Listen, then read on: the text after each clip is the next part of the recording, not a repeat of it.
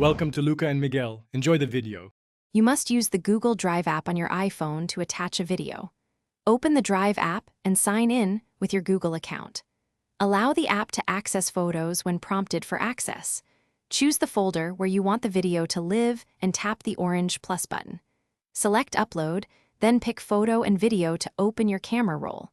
This is the only reliable way to upload and attach videos to Drive from iOS devices. Tap the orange plus icon in the Drive app, then choose Upload, then Photo and Video. The app opens your camera roll so you can choose a single video file.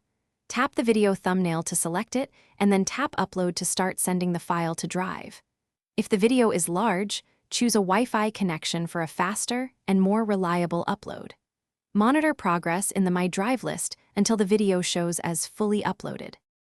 After upload, open the uploaded video in Drive and tap the three dots for options. Choose Share to open permissions and sharing controls, then add specific emails or tap Get Link for a shareable URL.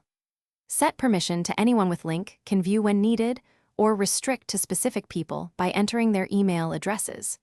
To attach in Gmail, tap Attach from Drive when composing, or copy the link and paste it directly into.